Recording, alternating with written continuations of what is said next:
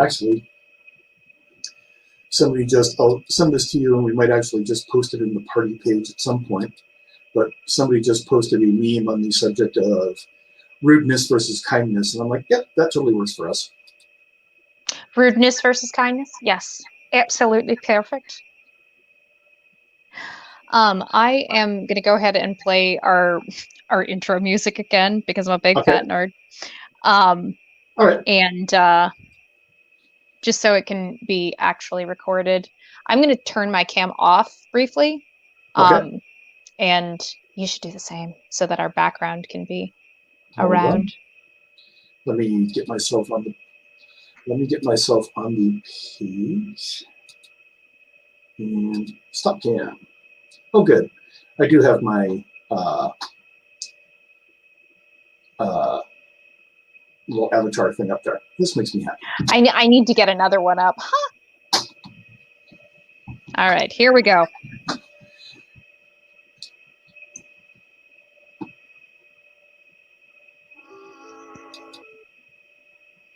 Of course, my volume was down.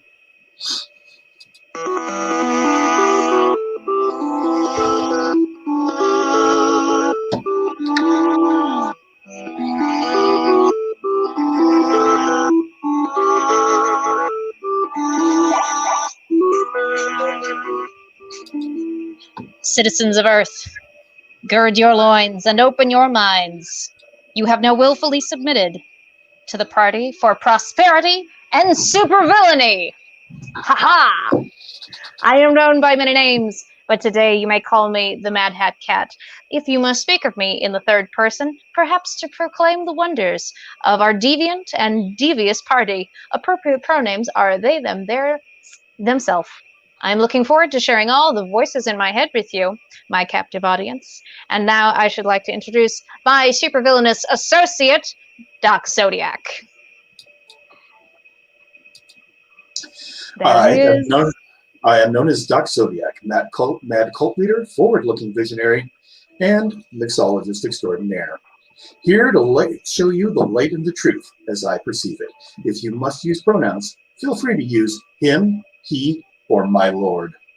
Oh, yeah. Actually, you know what? I forgot that one. I will absolutely accept my lord as a way to address me because I am a fancy supervillain. Or as James Adomian might put it, a gay villain, as they are rife throughout history and Disney movies. Oh. We are here to observe, to discuss, to listen, and occasionally make some bloody sense out of this mad world. Today we're doing something a wee bit different than you might have seen on either my channel or Dave's. It's not quite the Parlor Parlay, though we do have the very first guest that I ever had in that series, which I still want to do more of. By the way, the arts will not be destroyed by COVID. By Jove, we will not let it happen. As we begin this first official episode, I present to you the party's manifesto. Think of it like the rules post in your favorite subreddit. Doc Zodiac, would you care to start us off? Rule 1. Whenever possible, supervillains must treat others with kindness, civility, and respect. One never knows who they might be addressing and what sort of day they've had. Rule number 2. Hate is hate and should be directed towards systems most wicked and behaviors most foul, rather than toward individual persons and groups en masse. Rule 3. Thoughtful deviation drives progress. Embrace your considerate deviance and let it guide you. Considerate deviance. Rule number 4. Your thoughts are your thoughts and can never be taken away from you. Your words said aloud, and your actions in the world have consequences. Choose your words and actions wisely. Rule 5. The party will not shun the ignorant, but willful ignorance is a crime of the highest degree, and rehabilitation must either be scheduled or performed on the perpetrator's own time. And finally, 6. The party, much like Socrates, knows for certain that they know nothing. Knows for certain that they know nothing for certain, and reserves the right to refine and amend its manifesto on an ongoing basis. And that is our very fancy way of doing what the kids call, as I understand it, a vibe check. And that does not mean that if you don't, quote, pass the vibe check, that you have to leave. In fact, I would very much appreciate it if you stayed, as long as you keep a civil tongue in your mouth and, I suppose, civil fingertips if you are typing. Yep. Keep a civil tongue in your mouth or we will nail it to a wall. No. Yes, this whole supervillainy thing, we go kind of back and forth on it. Like, sometimes we're very evil League of Evil about it, and other times we say like some truly scary stuff. But then we take it back, like, no, it's just how we cope. It's how we cope with the darkness. Yes. I'd kind of like to. We'll get along with our usual sandwich. And by usual, I mean now is the first time we're ever doing this, but usual when you and I speak in person. We'll have a bit of a sandwich of, current events, things that are happening and how we're feeling about them. And then sprinkle in some things that we are enjoying right now, things that we're watching, things that we're reading, things that we're listening to. I suppose it could be tactile things as well. Things that we're eating that we're enjoying, that's good too. And then, we'll probably close it out on another highbrow, that's what I'm trying to say, a rather highbrow supervillainous note where I will get fancy with my words again. Oh, yes.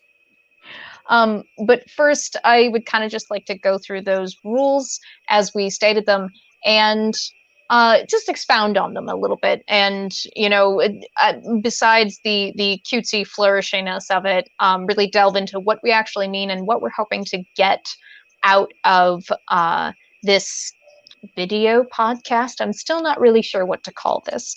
What we're hoping to get out of this in exchange with each other, and also hopefully people in the comments section or people who happen to be able to join live in chat. Let us start at the very beginning. I hear it is a very good place to start. Yes. Rule number 1, whenever possible, supervillains must treat others with kindness, civility, and respect. And as we said last week in our little test stream, where we vaguely figured this out logistically, we said that was one of the main things that we wanted to focus on.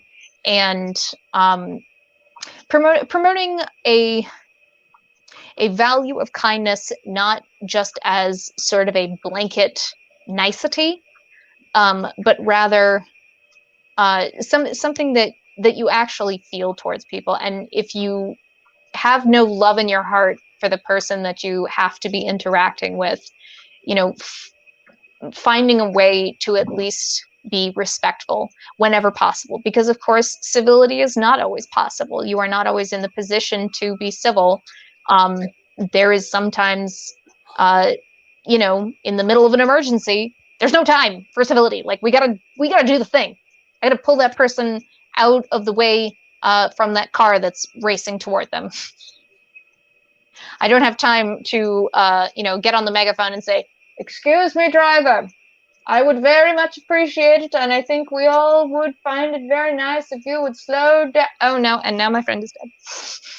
Being the person who quite literally tackled a friend of mine because he was accidentally setting himself on fire, I understand this.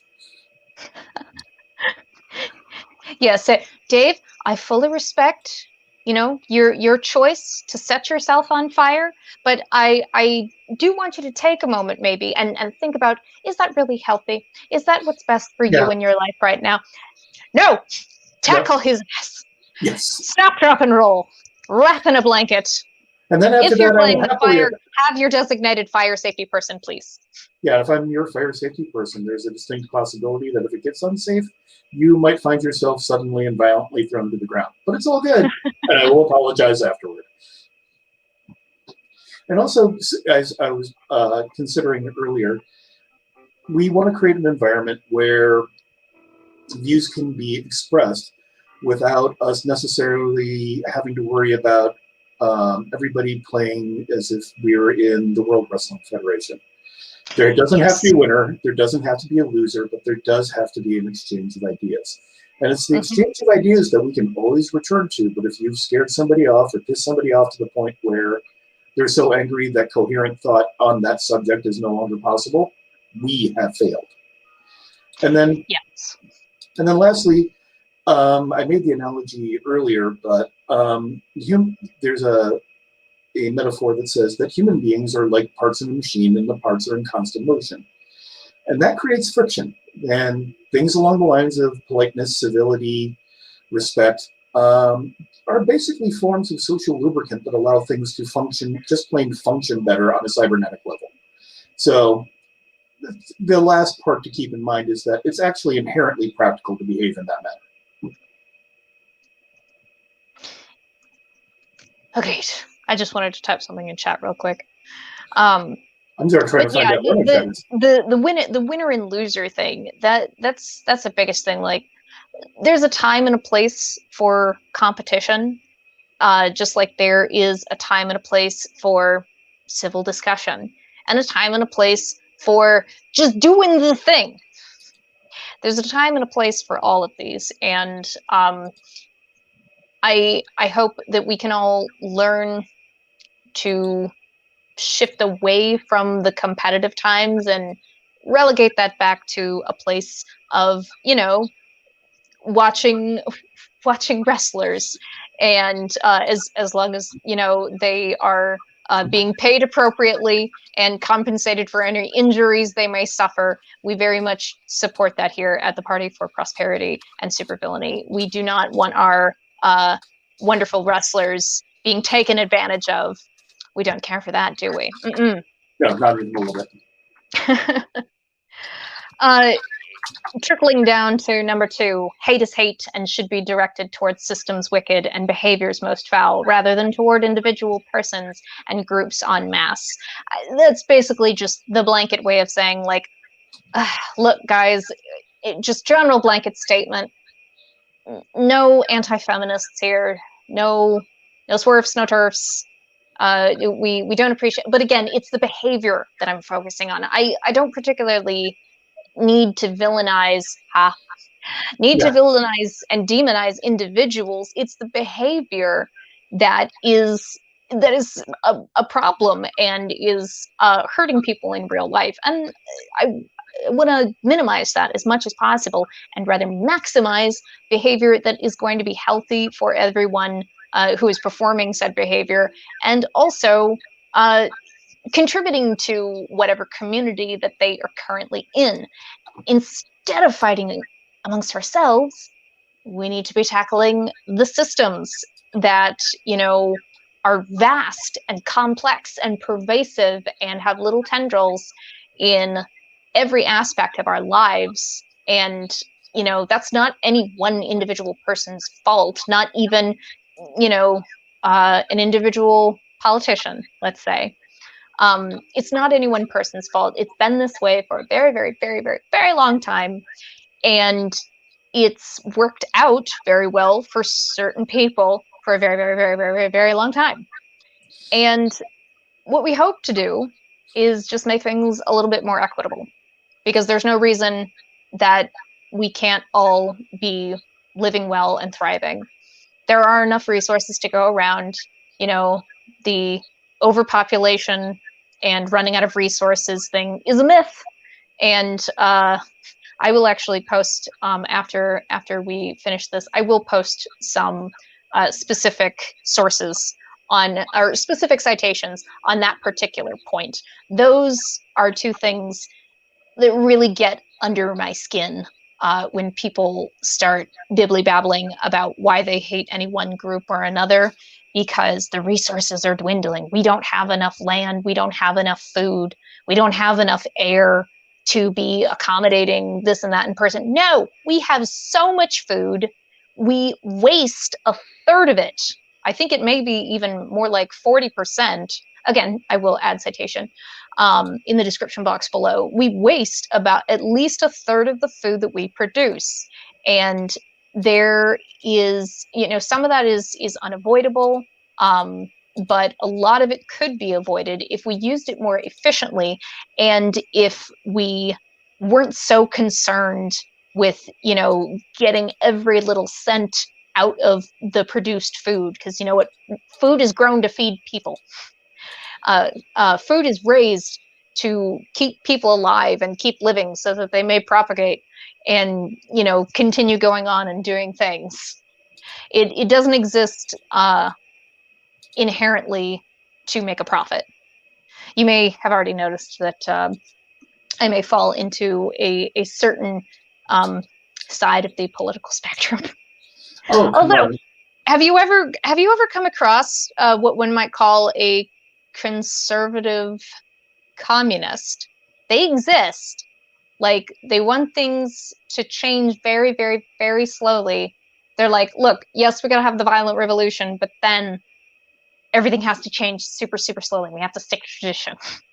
And that's the moment where you sit there and go, what was the point of the revolution in the first place? Yeah, I haven't run into one, although there are the people who I sit there and I look and go, oh, I literally have a coworker who is a liberal of his time. He was a child of the 60s and 70s, and occasionally he's sitting there and he says something, and I'm like, do me a favor, don't ally yourself with us anymore. That was the most ignorant thing I've ever heard. But that does tie into, and my quick take on this particular rule is that if you're hating on a person is a waste of time and energy, simply because I was having a conversation with some friends of mine from back in the day, talking about how it is that we have changed as people from being children of the 80s, where everything came with a subtext of racism, and homophobia was pretty much a side dish that came with everything in the culture. And then over time, you grow out of things and you learn and you grow, and you're an infinite. If you take the time to learn and grow, or you give people the opportunity to do that, you, by and large, just become better people as a result of it. To sit there and hate on somebody is to basically deprive them of the opportunity to grow out of the patterns of behavior that drove you nuts in the first place. But that's just my part of my theory, because, like I said, I look back on some of my behavior back in the day and think, oh, God, I'm such an idiot. I'm a much more informed idiot now, but, you know. Isn't that what we all should just strive to be? Look, I just want to be an informed idiot, all right? I'm not a genius. I am not a master architect. I just would like to be an informed idiot. Yes. # informed idiot. Okay, we'll have to add that. Bumper stickers are on the way. They're coming. I'm gonna save all these little nuggets and make T-shirts for us. Well, my friends at Us Three Blokes actually have a great lineup on how to do these things. I actually, speaking of Us Three Blokes, I did want to take a minute just to acknowledge the folks who have joined us in chat, and just kind of scroll back through there. Han is here, obviously. He was in before I hit the damn go live button. Yep. And Aaron is here, or just Aaron. But I've always called him Aaron. And Han and Aaron have been longtime sufferers in the Madhat Katt Discord. And they're such brave souls for continuing to check in on what I'm doing every now and again. I will say this, Han and Aaron, Dave and I have now done this for 2 weeks in a row, and we have started vaguely on time when we said we were going to. And isn't this weird? I'm a little surprised and shocked, but I will also say that I think part of it is that I have really been putting my foot down and saying, no, this is my time to edit. This is my time to do the live stream. And I'm not giving it up for nobody not know how. And here we are. And yes. And I think we shall be here again next week with a new round of this. And hopefully the party shall grow. The party for prosperity and supervillainy. Come, join us before we find you. I swear I don't mean to always have an evil laugh. It just comes out that way sometimes. You're not really evil. You're just drawn that way. No, wait, hold on. That was a different take. I was gonna say I'm doing less Jessica Rabbit and more Tex Avery's Red a little bit, because she's got the Betty Grable hair. Oh yeah. But specifically, Tex Avery's read in Swing Shift Cinderella, where, it's the Cinderella story, but she's going to the jazz club instead of the ball. And then at the very end of it, she's late to get to the overnight shift at the factory where she's building airplane parts for the war effort. And she's on the bus adjusting her bandana. I'm a big fat nerd when it comes to cartoons too. Old cartoons specifically. And new cartoons. I just love animation in general. I can understand. Was there anything you wanted to say about folks who have been joining from your end, Dave?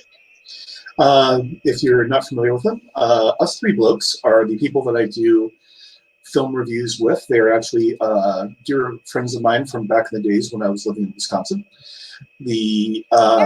And actually, this is happening because they drafted me into their film reviewing.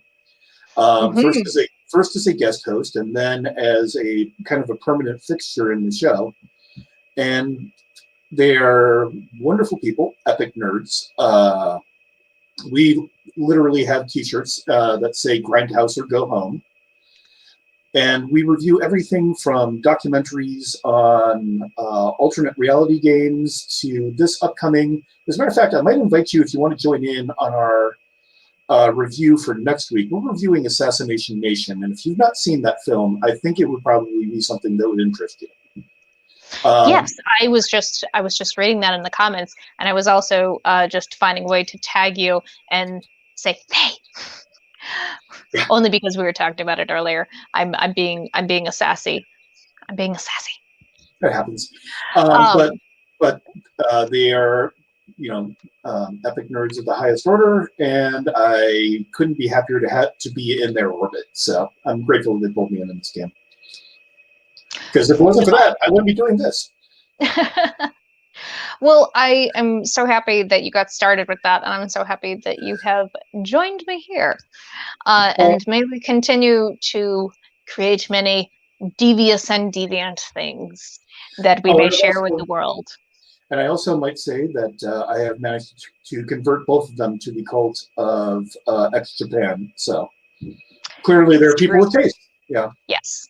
It is a cult. Oh my God. I know later on we're going to talk about quote Stan culture, but Stan Yoshiki can do no wrong. Absolutely, 100%. Yes. Beautiful, talented, genius. Oh. Yes, I absolutely understand these moments. I have that. I have a bit of that going on with Sugizo as well, so I understand. Very, very understandable. I will move us along to point 3 of the party manifesto. Thoughtful deviation drives progress. And I love that we added the word thoughtful there. And then following that, embrace your considerate deviance and let it guide you. We were very specific when we chose those words. Chose them for a reason. Yes, because anybody can basically be a deviant in their behavior, but a thoughtful deviance is one where you realize that something around you is not working properly and it's time for that thing to change. And so thoughtfully deviating away from something that is non-functional just makes perfectly good sense. And then also, when you're engaging in your particular form of deviance, you have to be aware that it is not going to make everybody around you comfortable, and you should keep that in mind. Mm-hmm. If you want to sell the idea of what your deviance is, then you have to keep in mind that you're playing to an audience, and those people are going to be initially a little worried about what the hell it is you're doing. You see, everyone, I was right all along. Everything comes back to theater. Yes. I will never let that die. Yeah, it's being not just being deviant for deviancy's sake, although again, there is a time and a place for that, because sometimes you just need to shake things up in order to get a little bit of an attention from an individual or from a group of people or from a wider audience rather than just like a local community. Sometimes you got to just do crazy experimental stuff. And like, I don't know why I'm slicing off bits of my hair and throwing it into the fire.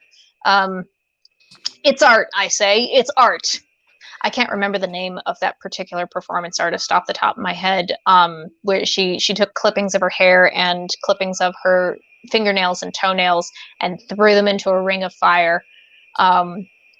She has done a lot of stuff over the years. She has a large body of work, including a kind of farewell piece she did with a former lover of hers, where they both started at one end of the Great Wall in China and met in the middle. Huh. They beheld each other for a little bit and then parted ways, and they have not intentionally run into each other since. If I can remember her damn name, she's Russian or Ukrainian. I will put it in the description, because she's a very interesting figure to learn about the work that she's done and some of the thoughts that she might spur for you. So moving on to 4, your thoughts are your thoughts and can never be taken from you. I do want to emphasize that, because just because your opinion or the way that you are currently holding a belief in your mind, if it does not align with, what we'll say conservative pundits conservative talk show pundits say, like the popular opinion, the Twitter mob, if it does not necessarily align with that, if it does not align perfectly with it, if you maybe have some additional thoughts on certain points, that is not a problem. That is okay, and no one can ever take that away from you. And if they are trying to, I do not trust them, and I will throw them in the pit. I will throw them in the pit of despair. Okay. Actually, we need to get a proper record on that. Yes, I know. That part of this whole supervillainy thing is like, it's a lot of work, because you got to get a lair, you got to get a pit into which you can throw people, who have committed heinous crimes. I mean, hollowed out volcanoes are hard to find, and companies that will build a base underneath it even more so. Is anything. It takes a lot of money to be a supervillain. Yeah. Part of the reason that we keep either that or just an incredibly charismatic personality. True, or both. Unfortunately, a lot of people who are actually psychologically psychopathic are very wealthy. Yes. And have very high-paying jobs and are in positions of high power. Interesting, that. Funny how that works. And it's amazing how a lack of empathy allows you to do things that most people wouldn't normally consider doing. Oh, wait a minute.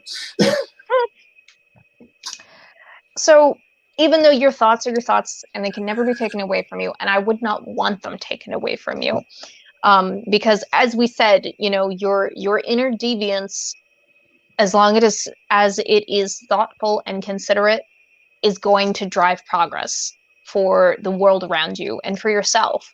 But also, your words said aloud and your actions in the world have consequences. Sometimes those consequences are what I might call fair, and sometimes they are absolutely not. I would say that in general, like, embrace your weird is a very much more mainstream kind of idea nowadays. Partly maybe thanks to the internet and platforms like YouTube and Instagram and TikTok.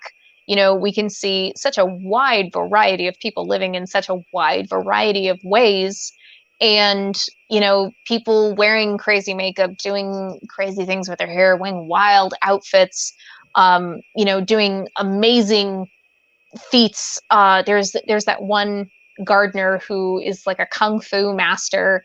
I just saw a video of him the other day, just doing these amazing physical feats, and being able to see all that. There's such a breadth is a funny word. Yes. Such a wide range of diversity. There are so many ways to be. There are so many ways to exist. And for me personally, that doesn't scare me. That fascinates me. That excites me. And I realize that part of that is, just my personality. It's how my brain is hooked up. Part of it is the way that I was raised. I was raised in a a relatively intellectual household, let's say. You know, we believe in science here. That's another thing. I suppose we should add an amendment over here. Science, super science, supervillain science is something we believe in very strongly in this house, in this party. But I understand that for some people, seeing that wide range of diversity frightens them, or just kind of, you know, makes them feel uncomfortable for different reasons. Sometimes it's because they're like,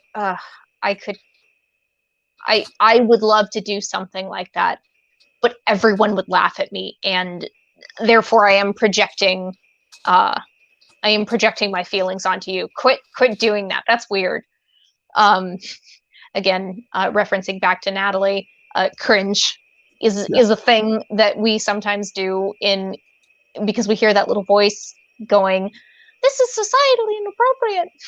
But is it though? I don't know.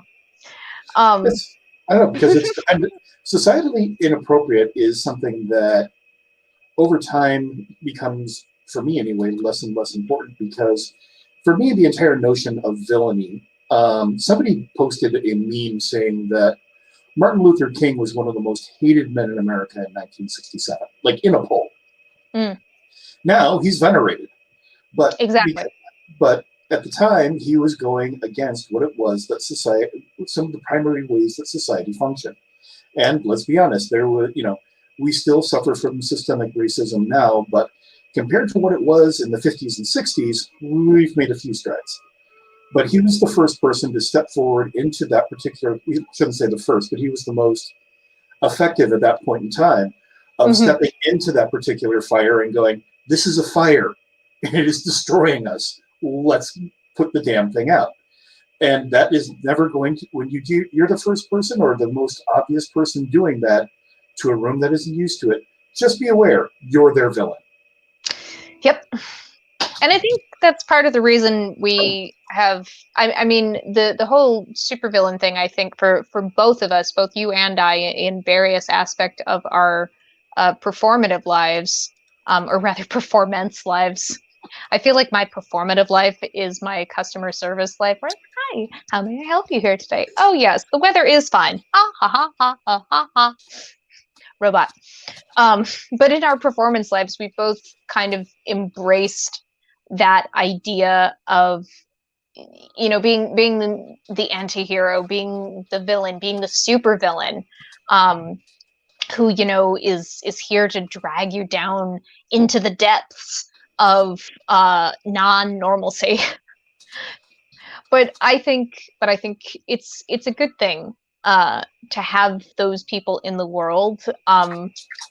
Hopefully, the way in which we do things is a way to at least make people think, if not to immediately change their minds. And I think that's almost what I would prefer. I would prefer to plant seeds and let people come to their own conclusions as those seeds are kind of watered by various other experiences that happen immediately afterward and in the coming days and weeks afterward.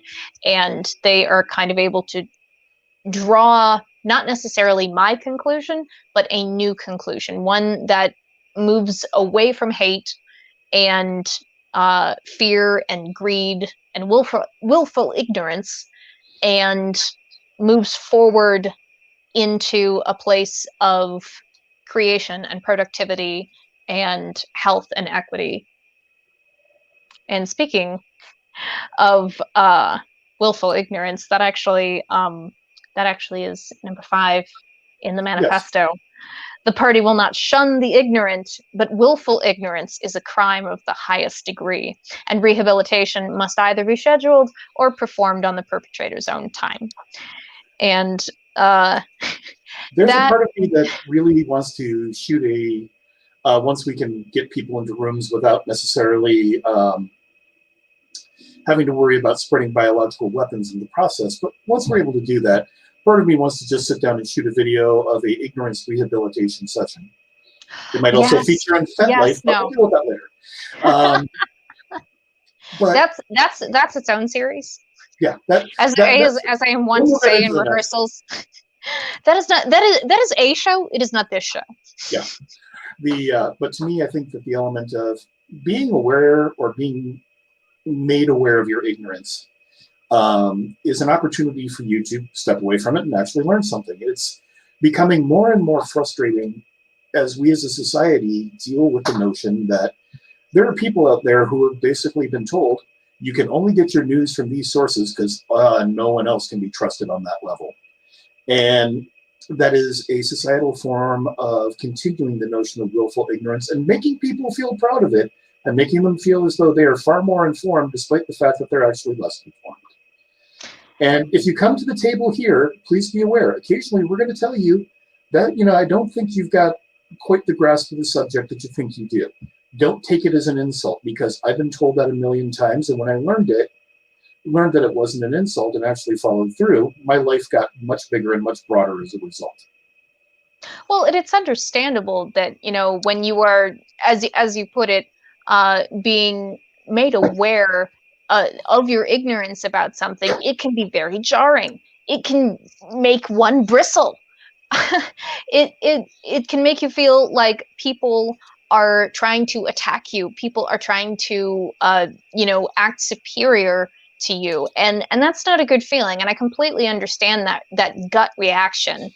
And that's another thing, by the way, that I would really like to go in on here, especially when we're talking about current events or very specific focused topics about things that have happened in the past.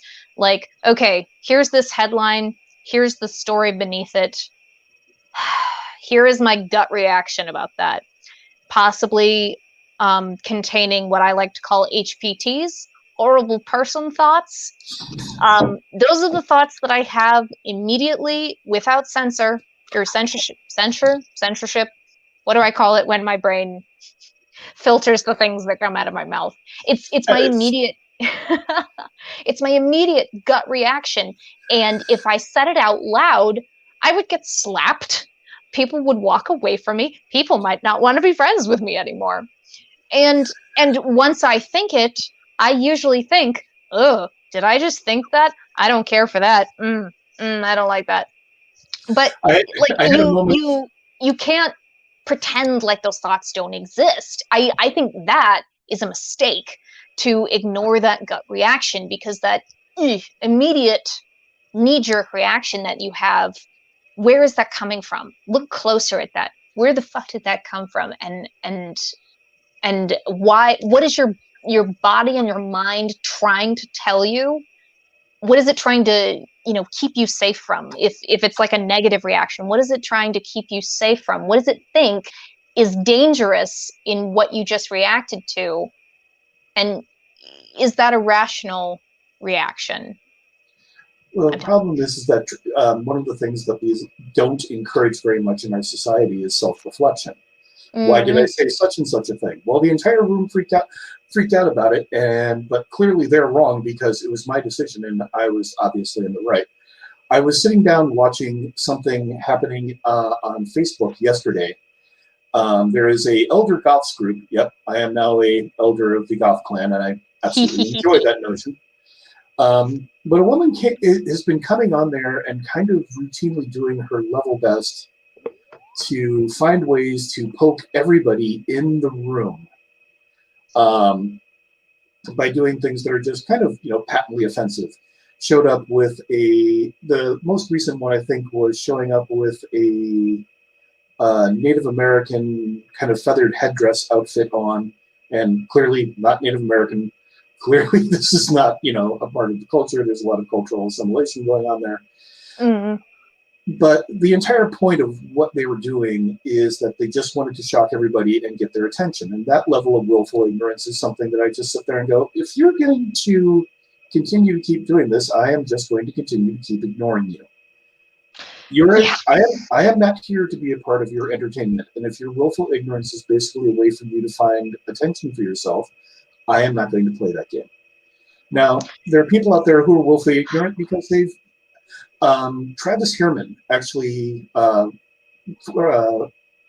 member of the Samurai Spoken Word, science fiction author, really cool guy, did an incredible piece. I want to see if I can find the video of it, called Notes to Myself. And it was one of the most self-reflective and most brutally honest pieces I've ever seen somebody do on stage, where he talked about being a kid coming from Western Nebraska, moving to Omaha, and reliving all of the horror, and then also moving to Japan.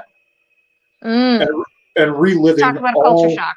Yeah, God, got nothing but respect for Travis. Because he opened up and said, look, I said some incredibly ignorant things that were absolutely hurtful to people. And upon further review, I have made it a point to apologize to each one of them and to try to educate myself. This is why Travis is a great human being. But it does require you to actually own up and say, God, I did something really freaking stupid there. And we as a society don't reward people for doing that. We don't give them any degree of credit for saying, well, I did the dumb thing. No, you did the dumb thing, and you step forward and you own that. And there's something in our society, I just don't get why people would do that. Well, and I'm actually, the way that you worded that made me think of something, specific, something that one would imagine the folks who are being very, this is what our country was founded on, and this is, we're not a democracy, we're a republic, and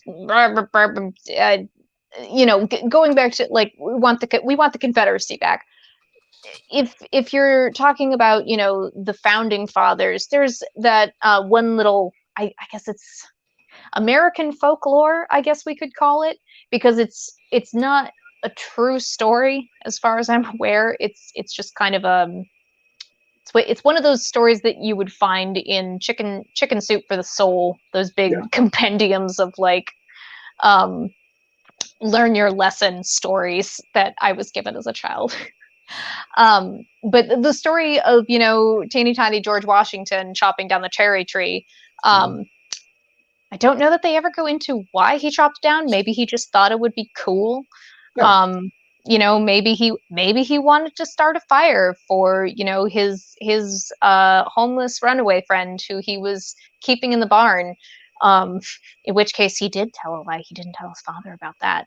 But the end of that story is being confronted by his father and saying, did you do this thing? Or depending on what version of the story you're listening to, it might be him asking directly, did you chop down that tree? Or, George, what happened to the tree? So for our purposes, let's say it's George, what happened to the tree? And tiny George Washington says, Father, I cannot tell a lie. I chopped down the cherry tree. He owned up to what he did. He knew it was wrong. He did it, or maybe he didn't know it was wrong necessarily, but clearly it upset his father, and he was in trouble. And he could have lied and made up some crazy story, but he owned up to it. And I would think that something like that, something that's in our country's folklore, would be a little more present, I would think. But then the last 4 years have been a little atypical, have they not been? Oh, God. The last 4 years have been the sort of thing that... Did the last 4 years happen? Are we sure it wasn't just a dream? Am I actually still 28? So I just think to myself, maybe it's going to take a while to get rid of this built-up pool of anxiety that the last 4 years have given me. So... it's completely one of those. I don't want to say like, well, here's the bright side of it, because it doesn't really feel like a bright side. I suppose I can phrase it as, like, without feeling gross about it, like, here's something I can take away from it. At least now, perhaps, the water temperature has risen enough on the frog that is our country, or is it a toad? I'm mixing metaphors here. We've raised the temperature enough to finally realize, oh shit, we're in a boiling pot of water. How long has this been going on? Why didn't you tell me? Shit, we gotta get out of this boiling pot of water. Can we like reach out and, turn off the gas? Let's do something about this. Or maybe we can hop out. I don't know. Maybe we can wave our tiny our tiny little webbed hand at the nearest passerby, and they will pluck us out, even if it means, potentially burning their own fingers. Yeah. Me and my extended metaphors. But in a way, I don't want to say that I'm grateful for it. Like, I will just say, look, the opportunity is here for us to have these very difficult conversations, and it's so in our faces, it's so out in the open, it's so impossible to ignore now. Like if you're ignoring the racial tensions in this country, if you are ignoring the financial disparity in this country, you're doing a really good job of ignoring things. Like, you should teach a masterclass on mindvalley.com about how to ignore things. That's how good you are at it. And I suppose with that, with enough money and power, one can shelter oneself from just about anything. But for the people who aren't in that group, enough of them now, I think, have gotten kicked in the head a little bit, or at the very least, again, the seeds have been planted. They may still say, well, I stand by my decision to vote for 45 a second time, but I'm starting to have some questions. That's what I want. I want you to have questions, please. For the love of heaven, don't just be, as you said, self-reflective. Be reflective of the world around you, and constantly be reevaluating it. Like, we all have to have, a general sense of reality. That's just how we get through the fucking day. But at the same time, we should check in every now and again. We should check in and say, does this make sense? Is this working, for the vast majority of people? Is this hurting anyone? What can we do to change that if it is? Well, it's something that as we are growing into a couple of new generations of people, the generations prior to them are having a hard time understanding the level of complaints that, and very legitimate complaints that on a generational level they have. Because they had opportunities and chances for things that, people growing up at this particular point in time ain't getting. But they still think that those things exist because they're not existing in those. There's a wild ghost has appeared. A wild. Han, you may want to grab those Pokeballs now. But they, because of the fact they don't exist in the same space, trying to do the same stuff that the ones who are younger than them are doing, they don't understand that a lot of the paths that they had to get to where they are have been blocked. Mm-hmm. And unfortunately, the only other information they have in regards to it is anecdotal, and they'll just say, well, it's just those lazy fill in the blank. Mm-hmm. And I'm sitting there going, hey, that person over there is, working 3 jobs, 2 of them full time to make rent. How about you not refer to them as lazy? Yeah. Wait, well, are you on a 40-second delay or something? Well, yeah, because Moop is having questions about the fact that I have the stream posted up over here, but then I'm also recording here. I'm keeping an eye on chat here. In response to what was I going to say? There's something to be said for, where you have those conversations as well, because as we said before, there's a time and a place for everything. And there's a time and a place to have, your kind of insensitive rants, and you can be, let's say, freely problematic amongst a close group of family and or friends that you can, just have a quick unload through, and then, they can sympathize with you a little bit at one point, and then maybe say, but yeah, if you say some blatantly racist shit, hopefully that close group of friends or family calls you the fuck out. Actually, no. You can make a different point about that if you want, but that one is completely unfounded and incredibly hateful. We're not going to have that here. Moving along. Yeah. I think to wrap this particular one up is, if we're going to sit down and we're going to have these opportunities for discussions, both with you and I and anybody else who's in the audience, if we're saying something that you said is ignorant, don't take it as an insult. What we're saying is that it's not that you're stupid, it's not that you're mean, it's just that on that particular subject, you're not particularly well informed. It also ties into the next rule, because I am well aware of the fact that there is a host of things that I am crucially uninformed about. And so getting the opportunities to learn a little bit more about it, I actually view as being something of a favor. Exactly. And being aware of one's own ignorance is, I think, one of the best things that you can be. Not just for yourself, but for other people. And, you don't have to know everything. You can't know everything. And I will be the first to say, yes, I have gotten into comments fights with people on Facebook and Twitter, or I have drifted into the arena of ponage a little bit back in the day. I did that just a little tiny bit, and then maybe like pretty quickly after I started doing it, like, yes, it felt good for a minute and it made me feel like I'm making a difference, but also no. And eventually I just kind of realized, like, and I didn't just come to this conclusion on my own. It also came. Kat, can't hear you. Totally mic'd up. Nothing? Hello?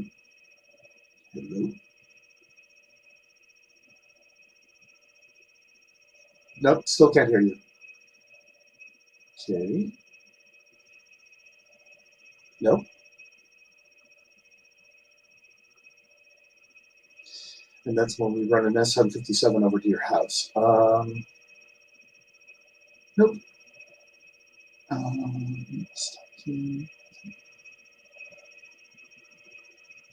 How about now? Now I can hear you. Check, check. Okay, for whatever reason, my my Bluetooth headset suddenly picked up again. We now also have this fabulous Phantom cocktail highball glass floating in the corner. Yes. No, I love it. It very much, like, that's the new thumbnail is We have a just winner. like, no, not an old fashioned. Didn't you hear? I'm progressive. Jesus, bespoke. Oh my goodness. It's bespoke gin. Yes. All right. Well, now, tell me the last thing you heard, and I'll try to sum up and not be as wordy. I can't remember, and I don't even remember. I think what I was trying to touch on was that I will be the first one to admit that in the past I have gotten into fights on Facebook and on Twitter, or at the very least, like, I am educating the people, and you were wrong for saying the thing, and let me tell you why. And thinking that this helps. It doesn't really, for the most part, unless you know that person personally, and unless you're having a face-to-face conversation. Most of the time, that's not going to help. So I stopped doing it, and I almost start doing it occasionally. And then I hit the delete. I close out of the window. I go do something else because, or I open up a Google Doc and I copy and paste everything that I was going to say to that individual on Twitter or on Facebook. And instead, I script out something that I would like to do in a video essay someday. And that will probably reach less people in the singular instance. But at the same time, I think it will be more effective. Yes. If that makes sense. And the ponage thing, like, who cares? Yeah. Who cares? None of us are that cool. Like, you could be the cool person whoever leaned up against a wall with a toothpick hanging out of your mouth while wearing a leather jacket. And you're still not that cool. You might Yes, be cool, but you're not the Fonz is an exception. Yeah, I mean, that certain people define the term. That's all there is to it, you know? Yes. Well, so we got through kind of our 6 rules. I think we can move along to our current events bits now. Last week we had like a brief happy dance in our test stream, but he's no longer gonna be here. He got impeached by Congress. Probably won't happen in the Senate, but who cares? Yeah, like that. And I don't think anyone here is all that mad about that happening, and not all that mad about 45 being gone and Biden now being in the White House. But even if you were, you know, it's nothing personal. It was a bad egg. It was a bad nut. Gotta go down the chute. I was just entirely grateful that the whole of the inauguration day did not turn into anything with any degree of violence. I was sitting around talking with a friend of mine saying... They got everything together. Yeah. That whole lead up to the inauguration felt like sitting around watching the last 5 minutes of a slasher film. You're waiting for the arm to pop up one more time with a knife. And I was like, So when it was finally over, that was the start of the period of time of what I'm now thinking of as the Great Decompression. Right? Yeah, no, suddenly, like, I don't know, I've been, like, vaguely on the verge of a panic attack for the last year, for a number of reasons. Normally, before COVID, you know, there were lulls in my imminent panic attackness. But just over the last year, the tenseness, it was all over the news. It was so much that I couldn't listen to NPR on my drive into work. And that takes a lot, because I always listen to NPR on my way to work. Yeah. But I just couldn't take it. The interactions at work, and actually, I'm putting a note up here, amorphously above my head, to circle back around to something that you mentioned earlier. But just the tenseness of everything on the news, the tenseness at work of people leaning into my face all day, and like my own nature is to go like, they don't mean to be rude. It's everybody does it, you know. I go up to a food counter sometimes, and I'm standing too close, and I catch myself, and I go, oh shit, I got to move myself back. But I don't have any kind of barrier at work, and it's been very stressful. Yeah. For me personally, it's been incredibly stressful. I know I'm not a healthcare worker like you. I am also just I was already very like over panicky to begin with. But now suddenly I don't know what it is. I feel so calm. Or at the very least, like, I can breathe again. And like, it's like after 3 hours after I got into a car accident and all the adrenaline is gone and my body is just going, it's that, and that's where we're at as a country, is the yeah. Now we're just like you're in that space where you're wandering around going, okay, now what's the next thing? What do we do now? Because we've been so prepping ourselves for disaster for the last, 4 years, that now that it's not something that seems to be imminent on the horizon, it's like you have this reserve of energy you don't know what to do with yet. Mm-hmm. I know exactly what I want to do with it. You know what I want to do with it? Climate change, please, Joe, immediately. Like, yes, COVID vaccines, but climate change, please. Yeah. Please, we don't have any time. We wasted 4 years. Let's get the fuck move on. We got to do the thing. Back into communications with the rest of the world, because it's something that affects all of us, and whether or not we like each other, it doesn't fucking matter right now. We got to do some shit. Well, I think I sent it to you. I sent it to a few other people, but there was a video that somebody had put together years ago of a cat sitting there, and somebody kept putting stuff in front of it on the counter, and it kept knocking it off. And I was like, fuck this, fuck that, fuck this thing, fuck that too, fuck this thing in particular. Somebody did a modified version of that where they turned it into a meme with Biden sitting at the desk with a whole bunch of executive orders going, unfuck this, unfuck that, double unfuck this thing in particular. You know, that's fantastic. It's a moment in time where I am going to disagree with Biden on probably more than a few things, but right now, it feels like for once we actually have a moment of leadership and a moment of somebody who is relatively rational behind the desk. Yeah. As opposed to the last 4 years where I honestly was sitting there going, what the fuck is ever going to happen in any given moment? Right. It's not that I've ever wondered, has Trump pissed in, along the wall in the Oval Office? It's how many times. And we do not need to stand Biden. Right. I know I keep coming back to the standing thing. We don't need to support him unconditionally. It's just like, look, I just want somebody who plays by the fucking rules, okay? Because we don't have time to fuck about, and rules were made to be broken. Yes, on an individual basis. On a countrywide basis, we gotta have some order and some procedure that we can kind of like move it along. Yes, maybe someday we can, tear down the hierarchies, blah blah blah blah blah, anarcho-communism forever. And but for right now, we have a framework. It kind of works if people would, stop fighting the fucking framework. Like, just, it exists, use it. Stop trying to say like, but I don't want to. Well, unless you have an alternative that you can realistically enact.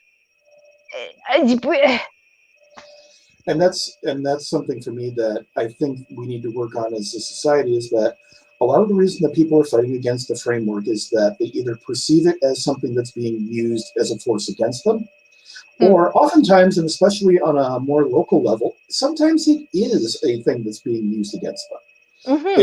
It's the 8 million different varieties of petty interactions that you have with local officials who are making your life incredibly difficult for no other reason than the goddamn rules. And that there doesn't seem to be any particular leeway to adjust for the human experience. And I can absolutely get, and it's something that we as a society should address. The problem is that the people who are asking us more often than not to address it are doing it with, ulterior motives and a lack of good faith. So, let's approach changing around our society with the idea of quite literally making it easier and better for people to live a more functional and full human life, without it also being a way to continue polluting the atmosphere or continuing on forms of systemic racism or anything else. Because that's what they're basically rooting for. And what I want is an opportunity to see a better opportunity for people to reach their fullest, human potential. Yes. All I want is TNG, villain. Man. Yeah. I want Star Trek: The Next Generation.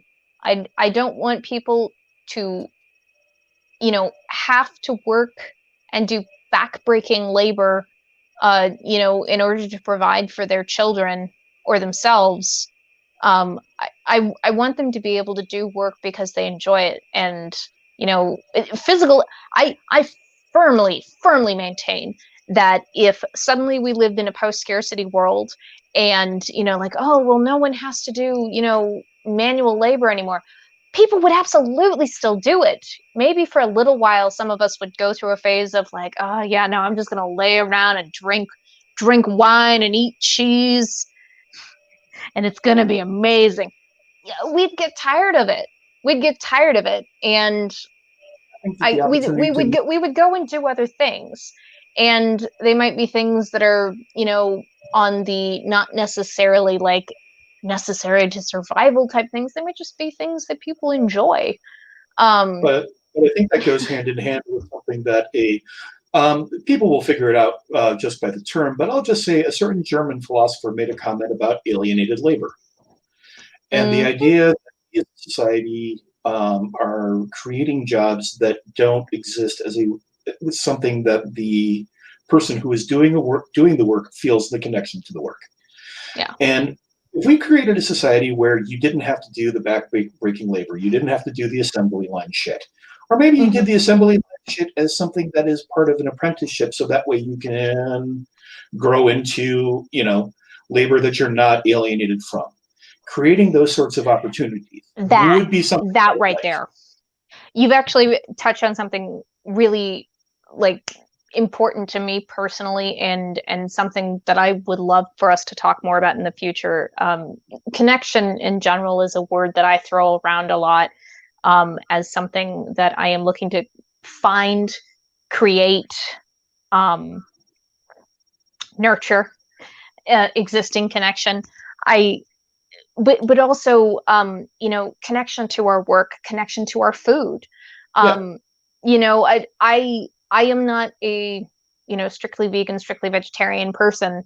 But I do try to, as often as possible, purchase things that are local, purchase things, that I have some idea of how it was produced, and what the workers that produced that food are treated like. Yeah. And as the world exists right now, it's 100% impossible to know exactly where all of your food comes from unless you live in an entirely rural area and everybody who lives within 15 miles of you. And some people do.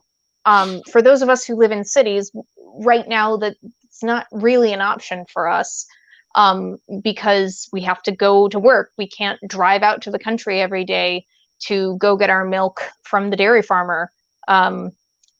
We'll call them Wilma, because I like that name. Okay. We'll go to Wilma the dairy farmer. We'll get our daily bit of milk, and then we'll drive home. But then, of course, what did we do to get there? We burned fossil fuels. Look, we're just fucked no matter what we do. So all we can do is try. But the connection to work, that's another thing. Even if you don't make it your lifelong dream, your lifelong passion, I do think that it is good for people to learn how to do some type of manual task, whatever is within their physical ability to do. Sew on a button, boil a pot of water, make a scrambled egg, or if you don't eat animal products, make scrambled tofu, which is actually pretty good, by the way. If you know what you're doing, scrambled tofu is really good. If some type of woodworking, some type of textile work, just learning to do physical tasks, even if you're bad at them, will give you that sense of connection to the people who do that work on a routine basis, who make the products, who provide the services that you consume. You should be able to have some sort of connection to those people and feel empathy for the toil that that they go through, the damage that it might do to their bodies in order to do that work, because some of it is very backbreaking work. All I do is minor repair work. I have horrible tendonitis. My back is a mess. My neck is a mess, and my legs are on fire all the time. And in a kind of selfish way, I wish more of my customers would be appreciative of that. I understand that you need your things, and I understand that you would like this thing to be done sooner than later. But I also need you to just take a moment and realize the work and the materials that go into it. And that's good for everybody to do, myself included. That's good for me to do when someday I sit down once again in a restaurant to order a delicious plate of food. I will be thankful for the wait staff, that come and tend to me and my needs. I will be thankful for the people bussing the dishes. I will be thankful for everyone in the kitchen who is doing the work of making the food. I will be thankful for the person who designed these recipes. I will be thankful for the people who delivered the raw produce that goes into my meal. I will be thankful for all of you, and I will think of you as I take every bite. And hopefully be having some good conversation with someone that I cherish, because that's one of the things that I miss the most, Yes. is we've gotten a lot of takeout in the last year, because trying to use carry out takeaway food as a way to support those places, local restaurants. Not once have I done any sit down stuff, because to me it doesn't make sense to do so. I suppose I do have the one exception, because you and I had a drink the other day, but I had a straw. Yeah. So it doesn't count. But about once a month I sneak out gosh. and I take the risk, but it's also because I just realized that if I don't, I will probably lose what little of my mind is left. Mm. So, yeah, it's that key calculated part right risks. Calculated risks. Minimizing as much as possible. Yeah. So yes, we very much like this idea of observing connections, creating new ones, and nurturing existing ones. We like that all very much. I know we dipped briefly into current events, and then we ran off into the esoteric philosophical once again, as we are wont to do. Yes. But now the current event is not that 45 has been impeached by Congress.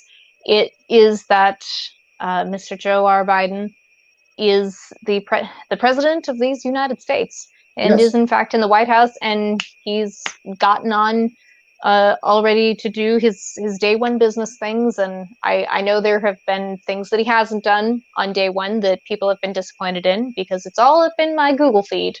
Yeah. I can see everybody saying, on day one, here's something that Joe Biden didn't do, and we're mad about it. Which I understand. But on the other hand, we just got to get started. Yeah, there's X amount of time in the day to be able to get things done, and there's going to be certain things that I think that Biden needs to be convinced absolutely need to be done at this point. I mean, when you look at, hey, we're actually going to be taking a much more comprehensive approach to dealing with COVID. Great, that's awesome. We're going to be dealing with a few other issues as well, such as, putting away the border wall, unfucking the way that we have been dealing with immigration. For fuck's sake, are those kids out of those cages yet, by the way? Jesus Christ. I haven't checked in probably within the last month and a half. To be perfectly honest, I'm not going to pretend like I'm up on every single issue all of the time, because sometimes brain things and cannot deal with much more than what is within a foot and a half in front of my own physical face. Yeah, the idea that we as a country were basically running I really do hope that if that has not already been totally taken care of, and by taken care of, I mean getting children back to their parents, and out of detention camps where they never ever should have been in the first place. Let's use the proper term for it. Concentration. Because I know there were a whole bunch of them who keep getting shuttled between different detention camps because they still can't locate their parents. Yeah. I know that was true, I think, at least since November, I believe was the last time I had heard something about it. Yeah. It's just on the list of things that I never thought I would. I understand the fact that I grew up with a, shall we say, very purified version of American history. But the idea that I would live in an age when people were actually actively encouraging throwing immigrants into concentration camps is something that again, on that list of things that causes massive amounts of anxiety, not just the fact that it was done, but that there were people cheering it on, tells me Yeah, we have a and lot to do as a society to grow us the fuck out of some of this. yeah, and again, it's that frog or toad, whatever kind of amphibian, is in the pot of boiling water. Maybe it's a newt. Um, we now know, that has happened in our country before multiple times. Back then, it was, with the Japanese internment camps, Yeah. with people who were homeless and mentally ill, who were being forcibly sterilized. That wasn't something that was widely known. And even when it was kind of just, even if we were internally very horrified by it, the just kind of outward kind of like, well, they must have had a good reason, I'm sure, otherwise they wouldn't have done it. Like, we want to believe, we want to appeal to the better, that damn line, appeal to the better angels. People are really, I feel like it's being overused. Yes. But now, part of me is like weirdly grateful for the high temperature in this pot. Yes. Because now people aren't just going, well, they must have a good reason. You've got people who are outwardly saying, good, I'm glad about it. And we go, whoa, actually, that's not okay. Let's reel that back in. Can you tell me why you think that's okay? Why do you think that's a helpful thing? Why do you think that's necessary? Why? There's an element of, okay, tribalism is something that has its uses, but it's been taken to such a degree that the use of it as a tool against others, and especially against immigrants and others coming to our country, is something that the idea, the depth of it just absolutely floors me. And the idea that you can sit there and view people as something other than humans simply because of the fact that they came from a different place or their skin tone is a little bit different than yours, I am just past the point of being able to fathom. But there are people who are absolute experts of it because what they're doing, and this is something that we should cover in a later conversation, is they've been using economic fear to drive this. And a combination of economic fear and tribalism in and of itself is a great way to, get people to view others as non-existent. Well, I want to clarify a little bit. When you say there are people using economic fear to drive these sentiments deeper and further and to greater extremes, are you talking about like actually using fear-mongering as a tactic and saying the economy is in danger, your money is in danger? Or are you saying that people are kind of being apologetic for people who are being unnecessarily cruel, unnecessarily hateful, unnecessarily whatever-ist? I'm saying that based on, economic fear, they fear for their livelihoods, so it's understandable that they're reacting this way. So you've got to allow them that little bit of fear and respect that they have that fear. Their fear is valid. A bit of both, because it's one of the oldest stories in America, but the idea that we use the idea that immigrants are coming here to take your jobs, and then people line up and immediately do their best to put an end to immigration. Or I was just listening to a podcast on far-right terrorism in the United States, and they were interviewing a guy of Mexican descent who lives on the border in El Paso. And he was present when that guy walked through and was deliberately targeting Mexicans with a rifle. Oh, Jesus. Yeah. And the idea that we are now actively encouraging people to such a degree to view others as non-human on the basis of, well, you're not from here, or your skin color is a little different, or you don't speak the same language as me.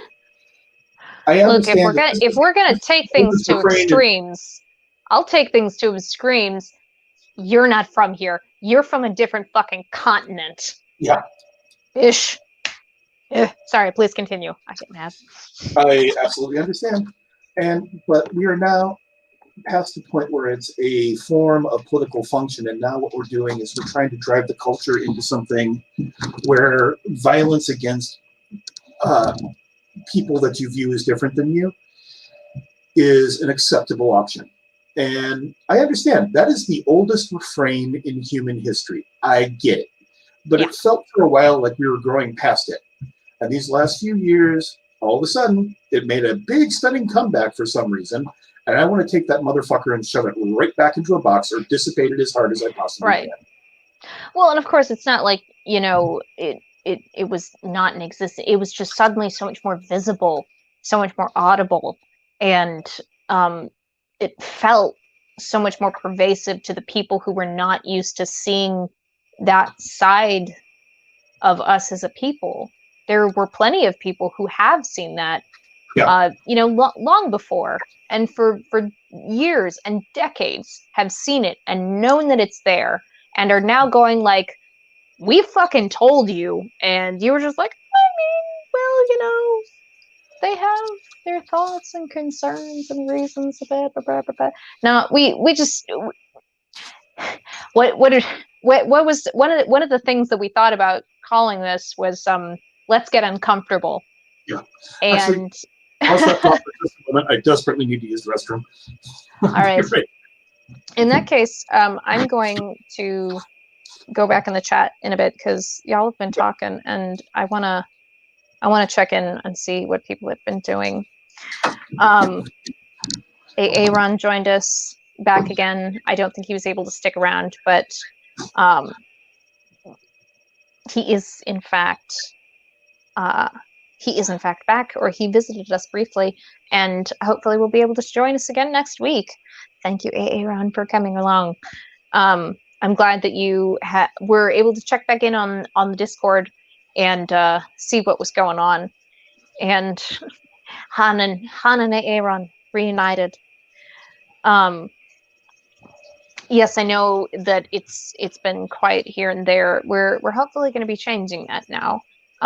2 weeks in a row now, vaguely on time. Very proud of Dave and I. To answer your question from earlier, Han, yes, the Party for Prosperity and Supervillainy does in fact have cupcakes. We believed in baked goods of all sorts. Big fan of croissants over in my particular corner. Yes, a little bit of channeling Rosie the Riveter. I couldn't quite get my hair to do my normal mad scientist thing over on the side like I did last week. And so we just kept it up. Sass is your one weakness. Well, then good. You will make an excellent minion for the party, for there is much sass to be had. I contain much sass.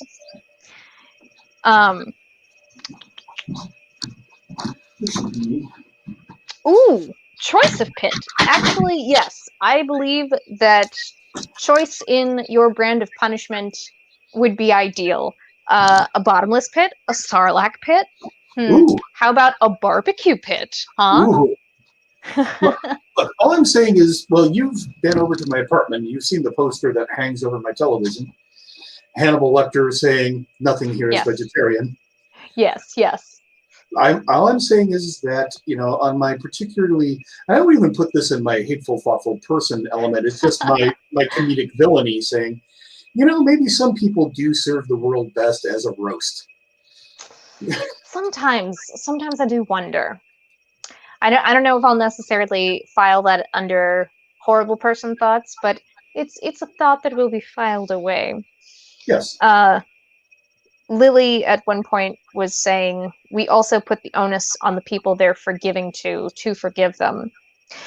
And forgiveness is an interesting topic that I think we can talk about again and again.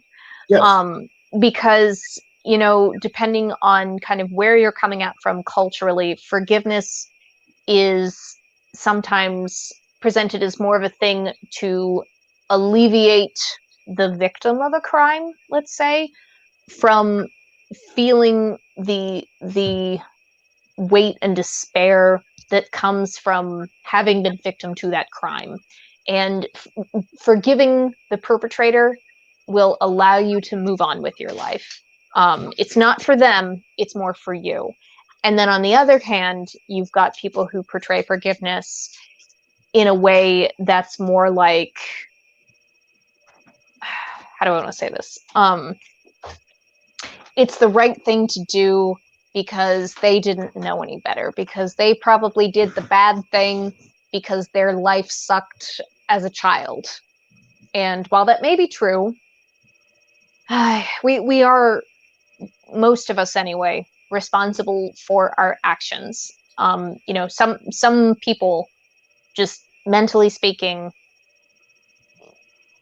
can't necessarily be put at fault because they do not have the same level of understanding in the way that society works, in what is acceptable and what is not acceptable, as the majority of us do. And that's just kind of how we operate. We operate with kind of this basic understanding that most of us know that this is the thing to do, this is the thing not to do. And if you do the thing that you're not supposed to do, you're going to get punished. And that's just kind of like how we stumble along. It's not perfect, it's just what we have right now. So forgiveness is I think an interesting thing that we can look at.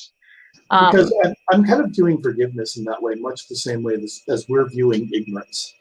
If somebody is ignorant of something, and then you inform them, and they continue to keep doing it, then I feel no particular desire to be forgiving of it. On the other hand, if somebody's willing, you know, and maybe it's my inner, you know, Catholic upbringing, but there's no absolution. There's no absolution without sitting down and actually, you know, doing your best to repent for your sins. Yes. And, well, and maybe it's me as, you know, a recovering Catholic as well. I think that it's only right and fair, even if at the time you don't necessarily in your heart understand why you did hurt other people, you at least have to begin the work. yeah. And your true understanding might come later, but I think your responsibility is to the person that you hurt, whether it was your intent or not to hurt them. Right. That I'm also good with. If nothing else, at least putting your foot on the damn path is a start toward actually moving away from what you were. And I think that that's, you know, a useful tool in and of itself. But I think that there is, again, I'm thinking of people who are kind of bad faith actors who are like, well, forgiving so-and-so would probably be best for you, so that way you can move on. And then kindly forget that this person is, the person that you're talking about, is still engaging in this behavior with other people. That's the point where I sit there and go, no, I'm not going to forgive them until they get their shit together. And I'm sure there are quite a few people who feel much the same about me. So, you know, well, I don't exempt myself from that particular space. No, none of us are exempt. None of us know everything. The only thing we know for certain is that we know nothing for certain. Yes. That is the anthem of the day. Yes. Han kind of followed up on that earlier discussion pertaining to forgiveness. He said, it's hard to admit fault when the faults and crimes are so vast and century-spanning that they should, if acknowledged fully, reduce someone to a gibbering wreck. Denial is easier. And again, that's fair. I get it. It can be incredibly difficult to not only process in your own mind in a way that you understand fully and truly and honestly that you did something that hurt other people or that hurt yourself. And sometimes the brain just can't handle it. And whether we like it or not, our brains have evolved to protect us. And, you know, we can get into that another time as well. The whole bias confirmation thing, it's easier to believe groups of people who already agree with you part of the reason for that is because our brains are designed to protect us from the strange and the foreign, in order to keep us alive. And one of the many struggles of being human is trying to grapple with the way that we have evolved physiologically with the way that we want to experience our world. Keeping on down. Yes, actually, I will remember. That's another thing that I forgot to post in the description earlier. I did try to post Dave's and my socials, so that folks could find us on there should you like to continue any parts of these discussions or introduce new topics for future episodes. Yes. But I will also post a link to my Discord on there. There are many channels, most of which are dedicated to media recommendations and cute things, to help chip away at the pain of everyday life.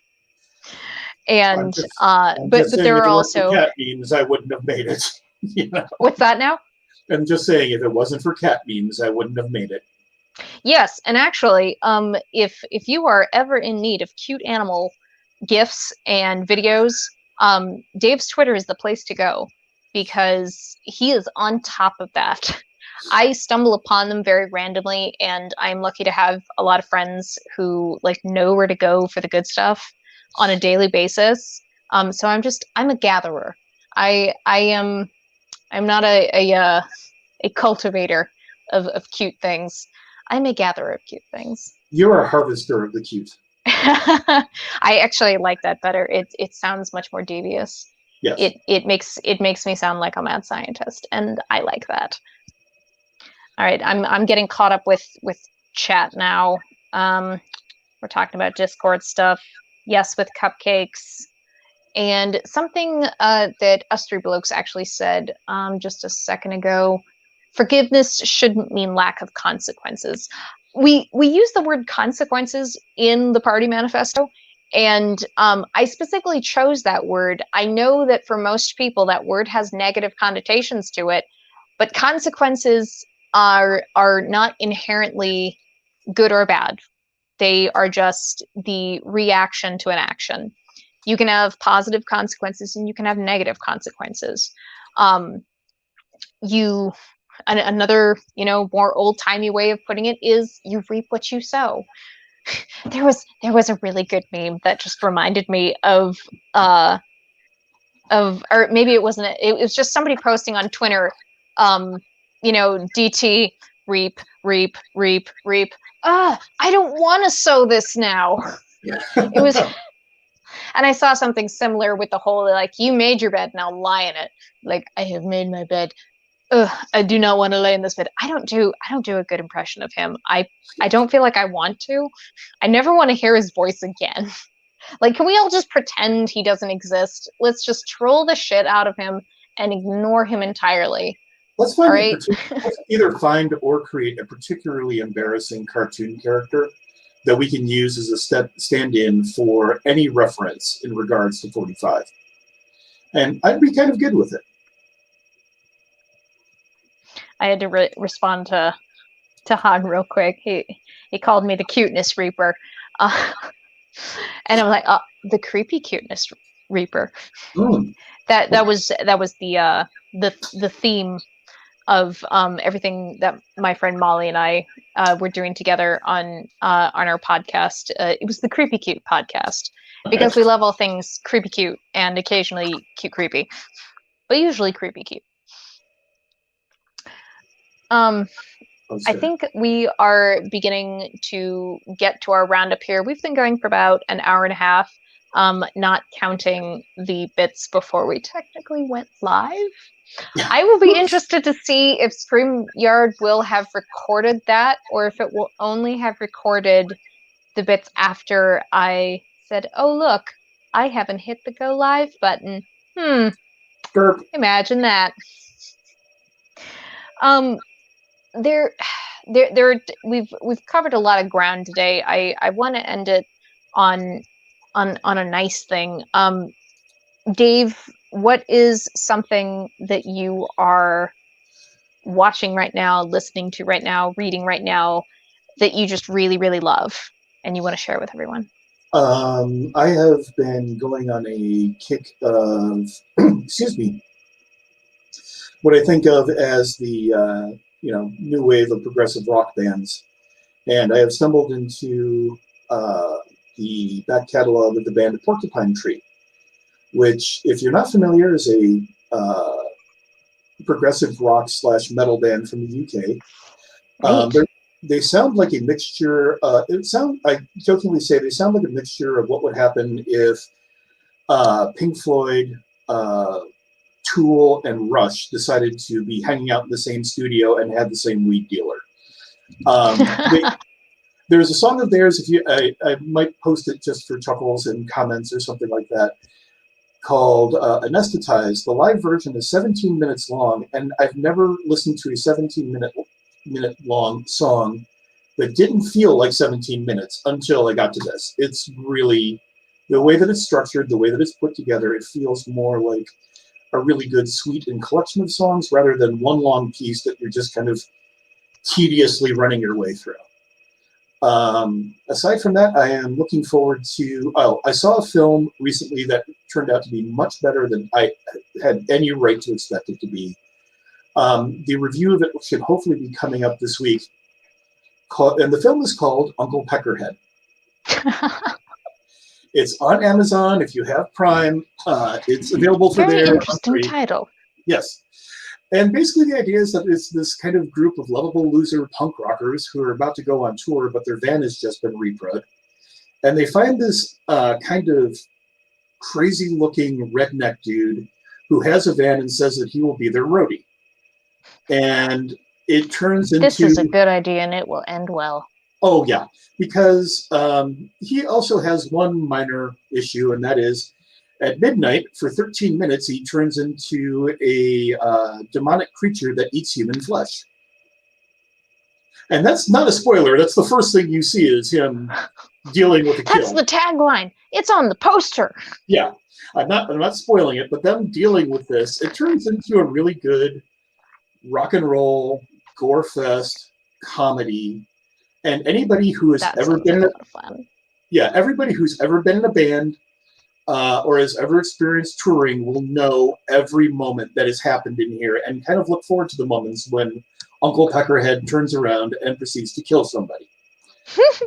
So yeah, do yourself a favor, walk into it knowing that it's kind of a cheese fest with a lot of blood, but it's absolutely worth seeing. It's way wash better. Over you. Yeah, it's way better than what you would expect. So what has been putting a smile on your face? I honestly haven't been able. I feel like I haven't found anything super new. I've been rewatching a lot of old things, mostly because they give me comfort. I feel like in the coming days and months, I will feel psychologically safe enough again to like go out and look at new stuff. I do keep current with a number of like current events YouTube channels, and occasionally, they're able to put a smile on my face. I'm a big fan of Newsbroke on AG Plus on YouTube. Fiorentini, I forget her first name off the top of my head for whatever reason, but she's very funny, and she has a great sense of comedic timing. And yes, it reinforces my current biases already, but I mostly watch it because, she just puts a smile on my face, and I'm able to get a few little news bites out of it that I can follow up later on with critical news sources rather than comedic news sources.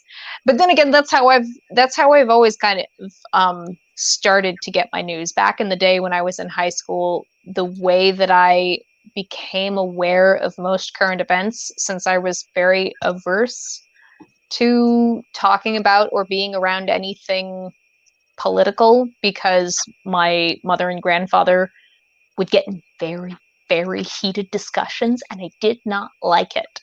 So I avoided it as much as possible. But my way into it back in the day was internet cartoons and web comics that would occasionally touch on current events and occasionally get a little political. And I would go and look up the news story so that I could get the joke. Yep. And that's how they get the children. We're going to get you. We're going to reel you in with the entertainment. And then, you're going to be civically educated. But anyway, right now, mostly the things that I am consuming media-wise, finishing out Star Trek DS9 and Star Trek Voyager on the last season of DS9 now, and then I think we've got a couple more seasons to go because we're watching as they were aired, so occasionally they were airing concurrently. That's how I like to watch shows. I like to watch them as they were aired, not necessarily as they follow like in story canon, because the date that they're aired and like what was going on in the world and what was happening in the writer's room at that time, and where they were at in their creative process of growth, as were, I think is important. I like to consume it as it was originally released, kind of thing. And besides that, at the end of the day, I like to wind down with cartoons, sometimes like short 11-minute ones. But and sometimes they're just kind of goofy and silly, and sometimes they are a little more currently culturally relevant, trying to bring about a little more progressiveness and diversity to the screen. So We Bare Bears, which is on Cartoon Network, Steven Universe, also on Cartoon Network, but finished at this point. I'm just rewatching for the umpteenth time because I love it. And Gravity Falls, which was on Disney. Very good stuff. A little more on the touching on the we're making very subtle adult jokes in the background kind of show. Yeah. Or at least more often. There were a few of them that happen in Steven Universe that like you almost don't catch until you rewatch it for the second or third or fourth time. And you're like, I'm sorry, how did you get that past the censors? Yeah. And then there's one more that is actually a new show. Hilda on Netflix. The second season got dropped. I want to say around Christmas, or it's been within the last couple of months that the second season dropped. And just as kind of a general sum up, Hilda is a young girl who has grown up in the wilderness with her mother. But they live in a house. She's not like a wild girl or anything. Although she is very adventurous. She has a pet deer fox, which is the most adorable thing in the world. His name is Twig. And the setting of it has a very like Nordic feel to it, like contemporary Nordic country, like Sweden or Norway or Denmark, or maybe even Iceland. But at the same time, it's a little bit like it's a little bit of a melting pot. And she and her mother, their house get destroyed in like the first couple of episodes, and they have to move to the nearby city of Trollberg, which has this great big wall around it to protect from the trolls coming inside. And the people in the city, and this may not have been this way in the comic that it was based on, but all the characters, they're very diverse in accent that they speak in. They all speak English for the most part, except for a few magical spells that are uttered here and there. Usually it's in some sort of Germanic language. but everybody looks different, and is of the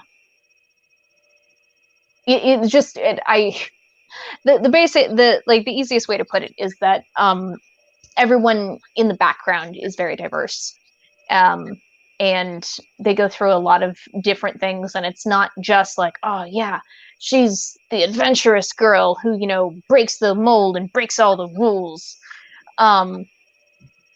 It's not just that, and I like that they're kind of playing back and forth with like what she's good at and what her faults are and what the faults of her friends are. And it's just really neat. The world building aspect of it has been really delicious. Again, with the deer fox and the trolls and the elves, which are itty bitty teeny tiny people in this particular iteration of fantasy, modern fantasy, one could say. Yes. So those are the things that are making me happy right now. I hope that in the coming days I will have a little bit more time and energy to consume things that I have not already priorly. I have not already consumed before, because I've just been trying to kind of take care of my brain and not break it any further than it is already broken. I can empathize. Yeah, this whole last period of this whole bunch of the last 4 years has been me sitting around going, well, eventually I'm going to have to work off all the weight this comfort food built up, because how else am I going to get my way through all of this? Yeah, it's, I don't know, not looking forward to seeing, I don't know, what the cultural turnaround on all of this is going to be. So it's going to be interesting. If Trumpism was a backlash to 8 years of Barack Obama and trans rights, then what is going to be the backlash to Trumpism? I really, really hope that it is all of the high schoolers who cut class to sit on the steps of their Capitol buildings in their states and say, pass common sense gun legislation, please, right fucking now, or we will not go back to class. Kids who gather up and plant themselves in the middle of busy thoroughfares in order to cause a tussle and cause a stir, and say, quit letting oil companies and really large manufacturing companies get away with creating tons of physical waste and gas waste that is going into the air. Stop letting them get away with it and then blame us, oh, well, you all should stop using straws because the straws, hurting the sea turtles. That's what's really causing the vast majority of the climate change problems. It's all of your responsibility, not us, though. Yeah. I'm salty. I'm salty about it. I'm going to die mad. I absolutely understand. The oil refineries and the spills and things along those lines have nothing to do whatsoever with climate change. But, hey, your straws, those are a major fucking problem. Not at all. Not at all. This has been fantastically productive, I think, despite me wandering here and there and everywhere. Hopefully we wandered to some useful places along the way. It's the journey. It's the journey. To kind of sign off with, I would like to pose questions to those of you who were able to join us. And thank you, by the way, for joining us. I really appreciate you guys coming in and giving us some feedback on the sound and the video, and getting great conversations going in the comments. I'm that's what excites me. I do also have some questions for you and for anybody who will be watching this at a later date. Question number 1, what anime or animated television show, or if you're not the animation television show watching sort, just whatever television show, was the most formative for you in regard to who you are now? So what thing did you watch at least in the first half of your life, where it just had such a profound effect on you that it's like a core part of who you are now. Second question is, what is the furthest that you have traveled, geographically or culturally? And that could be, you know, something as simple as like, I tried Thai food and I ate a fish that still had its head on, and it was strange for me, but I did it anyway because I was a brave soul. If that's as far as you've gone, I want to hear about it. But, you know, also geographically having traveled, where have you gone? Last question.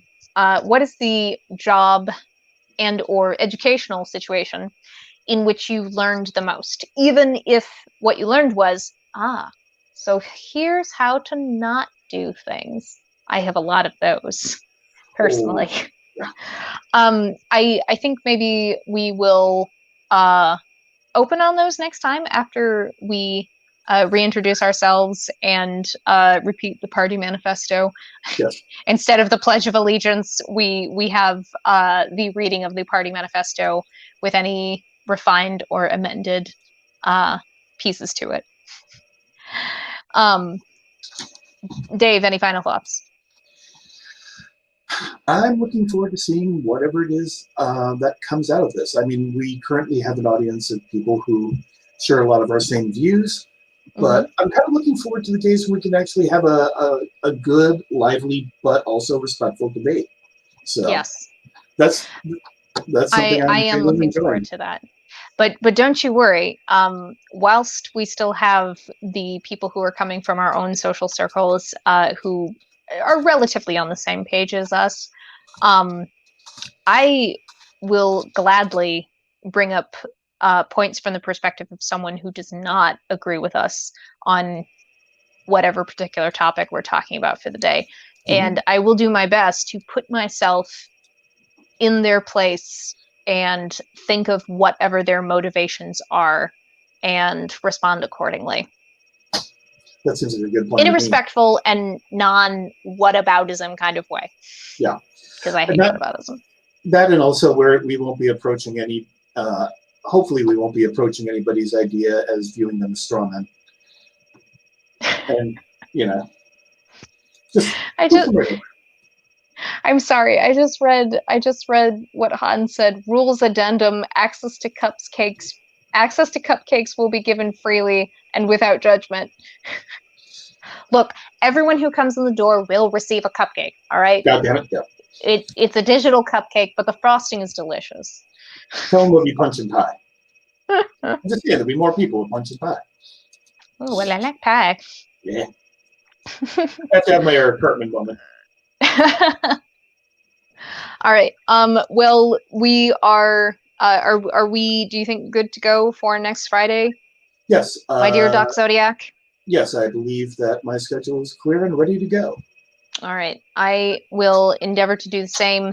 I will confirm on the Discord, and like I said, I will, after I have a chance to go through this video, I will, as I said, post citations to various wild claims that I have made to back up my theories. And I will also post a link to the Discord so that you may jump in and view cute things to brighten up your day, and also view interesting things that will make you feel artistically inspired, or just, you know, stuff to look at or listen to and go, ooh, pretty, because that's nice too. Yes. Which reminds me, I don't know if we're actually going to honor this the second week through, but I do have that alternative thumbnail that I made. Dave, do you recall?